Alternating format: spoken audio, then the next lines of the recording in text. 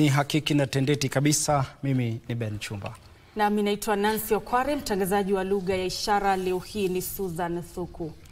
Watu watatu wametiwa nguvuni katika eneo la Nyabisimba, kaunti ya Nyamira, kwa kumshambulia mwanamke mmoja wakati wa ibada ya mazishi. Washukiwa hao Robert Pokea Sarudi, Bismarck Ondiek Sarudi na Lamek Ogindo Osoro walikamatwa jana kwa madai ya kumlazimisha mwanamke huyo kufanya matambiko kinyume na matakwa yake, ambapo walimshambulia na kumjeruhi. Tukio hilo limelaaniwa na wabunge wa kike ambao wameapa kuhakikisha haki imetekelezwa.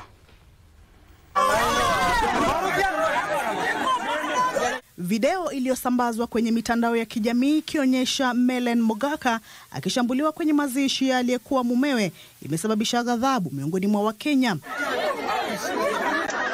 Mogaka aliachana na mumewe miaka 9 iliyopita.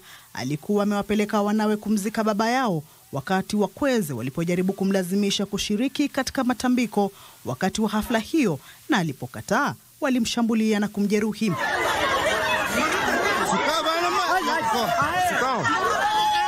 Huduma ya kitaifa ya polisi imekashifu kitendo hicho, ikisema kilikiuka hadhi na haki za kibinadamu. Kwa upande wao, chama cha wabunge wa kike na kile cha maseneta wa kike wametaja shambulizi hilo kuwa ukiukaji wa haki za kibinadamu. The violent assault and criminal behavior by the gang of criminal adult men who descended upon her while she had gone to attend the funeral of her late ex-husband was uncalled for and has no place in our modern society. Wanasikitika kwamba kitendo hicho kilitekelezwa kwa kisingizio cha mila. I am particularly disturbed that this assault on this lady actually happened in the presence of leaders of a church, because we had leaders of a church who conducted that burial.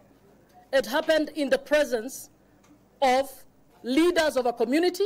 It happened in the presence of administrators of government. That says a lot about the place of the woman in our society. And no amount of hiding behind any culture can ever justify this form of violations that were meted against the widow, Ms. Mellen Mogaka. It's a big shame, very big shame to all those criminals who did these abhorrent acts.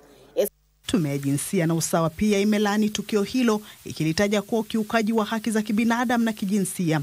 Washukiwa hao Robert Pokea Sarudi, Bismarck Ondiek Sarudi na Lamek Ogindo Osoro walifikishwa mahakamani. I have noted the contents thereof, balancing the need for adequate time for investigation in this sensitive matter and the right of the respondents not to be held beyond the stipulated period.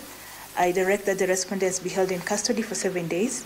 Should the IO require more time, you are at liberty to make that application before the duty court on 1st of April 2025. Lakini hawakuhitajika kujibu mashtaka baada ya maafisa wa upelelezi kutaka muda wa siku 7 ili wakamilishe uchunguzi. Kamchemenza, Darubini.